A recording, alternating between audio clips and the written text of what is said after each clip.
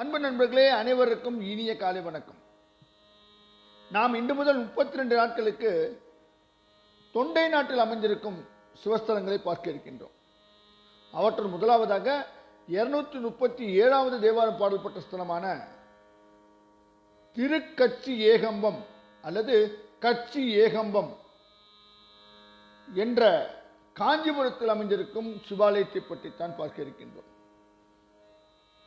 இங்கிருக்கும் இறைவனின் பெயர் ஏகாம்பரநாதர், திருவேகம்பர் அல்லது தழுவ குழைந்த நாதர் என்றும் அழைக்கப்படுகின்றார். இறைவியின் பெயர் ஏலவார் கோயிலி காமாட்சி அம்மை என்றும் அழைக்கப்படுகின்றார்.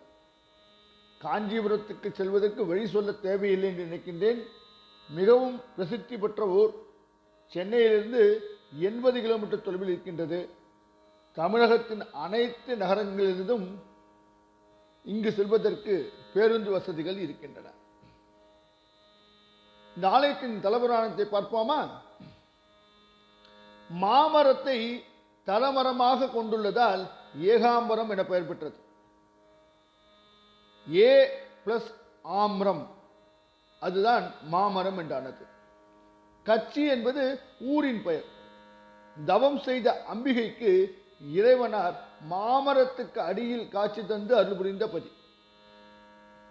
உமாதேவி இறைவனிடம் கேட்ட ஆகம முறைப்படி வழிபட விரும்பி இந்த ஸ்தலத்தில் இறைவனை பூஜித்தார்.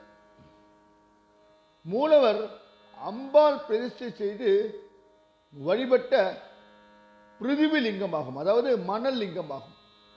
பூசிக்கும் போது வெள்ளம் பெருக்கெடுத்து எழ தான் மணலால் நிறுவிய லிங்க திருமேனியை காமாட்சி அம்மை தழுவி அணைக்க இறைவன் அந்த தழும்போடு தோன்றினார். காமாட்சி அம்மை 32 அரங்கல் செய்த இடம்.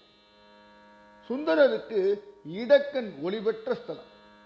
பிரம்மா, திருமால், ருத்ரர் பூசித்த லிங்கங்கள் முறையே வெள்ளக்கம்பம், கள்ளக்கம்பம், நல்லக்கம்பம் என அழைக்கப்படுகின்றன.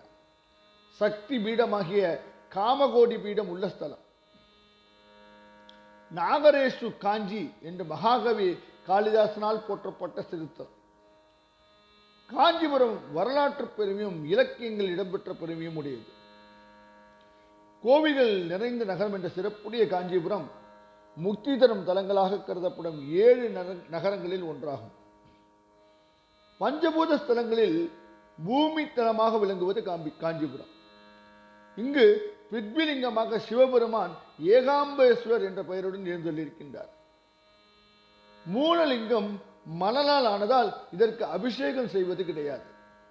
ஆவுடையாருக்கு மட்டுமே அபிஷேகங்கள் நடைபெறுகின்றன.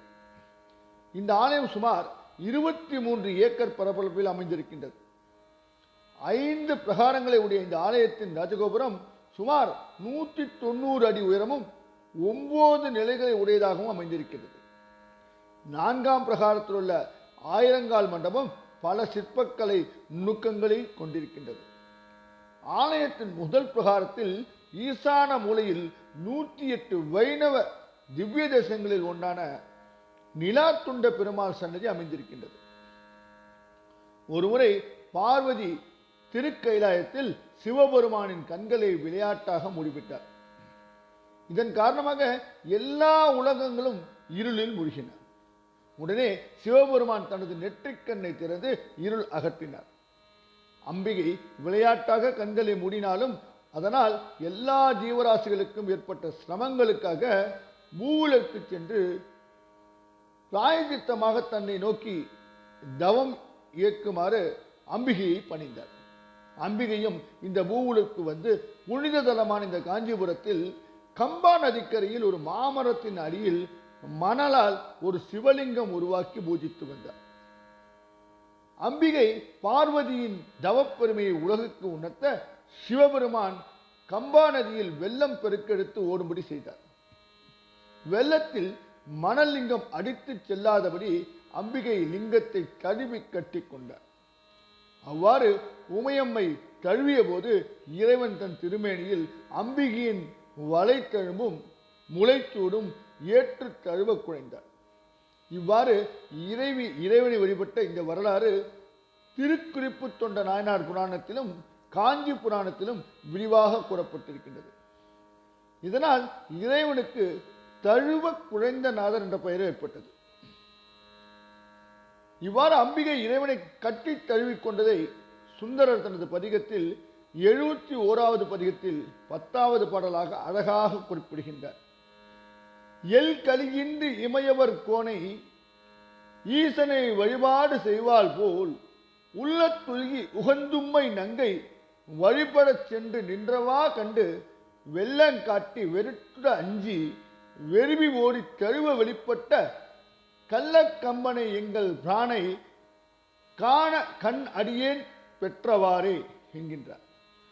சிவபெருமான் அந்த மாமரத்தின் அடியில் தோன்றி பார்வதிக்கு அருள் புரிந்தார். அம்பிகையை அங்கேயே திருமணம் புரிந்து கொண்ட சிவபெருமான் அம்பிகைக்கு வேண்டிய வரங்களை கொடுத்தார். 2 நாழி நெல் கொடுத்து அதை கொண்டு 32 அறங்களை செய்ய பணிந்தார். அவ்வாறே அம்பிகை பார்வதியும் காமாட்சி என்ற பெயரில் காமக்கோட்டத்தில் அமர்ந்து அறங்களை செய்தார் என்று புராணங்கள் கூறுகின்றன. இந்த ஸ்தலத்தின் தலவிருட்சமான மாமரம் மிகச்சிறந்த பிரார்த்தனைக்குரிய இடமாகும். வேதத்தின் 4 வகைகளே இம்மரத்தின் 4 கிளைகள். இதன் வயது புவியியல் வல்லுநர்களால் 3600 ஆண்டுகளுக்கு மேல் என நிர்ணயிக்கப்பட்டிருக்கின்றது. தவம் செய்த அம்பாளுக்கு இறைவன் மாமரத்தின் அடியில்தான் காட்சி தந்து அருளினார். இந்த மாமரத்தை வலம் வரலாம், மாவு அடியை தொழுது பின் திரும்பி வந்து பிரகாரத்தில் வலம் வரும்போது சகஸ்ரலிங்க சன்னதி பெரிய ஆவுடையாருடன் காட்சி தருகின்றது. அடுத்து வலதுபுறம் படிகளேறி சென்றால் ஏலவார் கோயில் என்று அழைக்கப்படும் அம்பாளின் உற்சவ சன்னதி இருக்கின்றது. இதன் அருகில் மாவடி வைக்கும் செவ்வேல் சன்னதி இருக்கின்றது. குமரக்கோட்டம் என்னும் பெயரில் முருகப்பெருமானுக்கு இந்த ஸ்தலத்தில் தனி கோவில் இருக்கின்றது. இருந்தாலும் கந்தபுராணத்தில் வரும் மூவிரு முகங்கள் போற்றி எனும் பாடலில் வரும் காஞ்சி மாவடி வைகும் செவ்வேல் மலரடி போற்றி என புகழப்படும் தொடருக்குரிய பெருமான் இவரே எவர். இந்த சன்னதியில் வள்ளி தெய்வயானியுடன் கூடிய உற்சவ திருமேனி முன்னால் இருக்க பின்புறம் இதே திருமேனிகள் சிலாரூபத்தில் இருக்கின்றன. கஷேத்திர வெண்பாக்களை பாடிய ஐயடிகள் காடவர்கோன் நாயனார், திருகுறிப்பு கொண்ட நாயனார், சாக்கிய நாயனார் இவர்கள் அருள் பெற்ற ஸ்தலம் இதுவாகும். இந்த ஸ்தலத்தில் பிரம்மா, விஷ்ணு, ருத்ரர் என்னும் மூவரும் பூசித்த லிங்கங்கள் இருக்கின்றன. 108 வைணவ திவ்ய தேசங்களில் காஞ்சிபுரத்தில் மட்டுமே 15 திவ்ய தேசங்கள் அமைந்திருக்கின்றன. அவற்றுள் ஒன்றான நிலாத்துண்ட பெருமாள் சன்னதி இந்த ஏகாம்பேஸ்வர் கோவிலில் இருக்கின்றது. கச்சிமயானம் என்கின்ற ஒரு தேவார வைப்பு தலமும் இந்த கோவிலின் உள்ளே சுவாமி சன்னதி கொடிமரத்தின் முன்னே இருக்கின்றது. மேலும் பல சந்நிதிகளும் சிற்பங்களும் மண்டபங்களும் உள்ள இந்த ஆலயத்தை விவரிக்க வார்த்தைகளே இல்லை. நேரில் சென்று ஆலயத்தின் ஒவ்வொரு பகுதியும் கண்டு தொழுது தரிசிக்க வேண்டும். சுந்தரமூர்த்தி நாயனார் திருவொற்றியூரில் சங்கிலி நாயனாரை மகிழ மரத்தையில் உன்னை பிரியேன் என்று சத்தியம் செய்து கொடுத்து திருமணம் செய்து கொண்டார். சிவபெருமானை சாட்சியாக வைத்து திருமணம் செய்து கொண்டு பின் திருவாரூர் செல்வதற்காக சங்கிலி நாச்சியாரை பிரிந்து திருவொற்றியூரிலிருந்து சத்தியத்தை மீறி புறப்பட்டதால் சுந்தரர் தனது 2 கண் பார்வையும் இழந்தார். அப்படி பார்வை இழந்த கண்களில் இடக்கண் பார்வையை சுந்தரர் காஞ்சிபுரம் தலத்தில் பதிகம் பாடி பெற்றார். பதிகத்தின் ஒவ்வொரு பாடலின் முடிவிலும் காண கண்ணடி அடியேன் பெற்றவாறே என்று உள்ளம் உருகி பாடியிருக்கின்றார். நல்ல தமிழ் பாடலாகிய இந்த பதிகத்தில் உள்ள 10 பாடல்களையும் பாட வல்லவர்கள் நன்னடியால் பெரும் உலகத்தை திண்ணமாக அடைவார்கள் என்றும் குறிப்பிடப்பட்டிருக்கின்றது. ஆகையால் நண்பர்களே, இத்தகைய சிறப்பு வாய்ந்த இந்த ஆலயத்தை தயவு செய்து தரிசித்து சிவகடாட்சம் பெற எல்லாம் வல்ல இறைவனை வேண்டி விடைபெறும் உங்கள் அன்பு நண்பன் ரா ஸ்ரீதர்.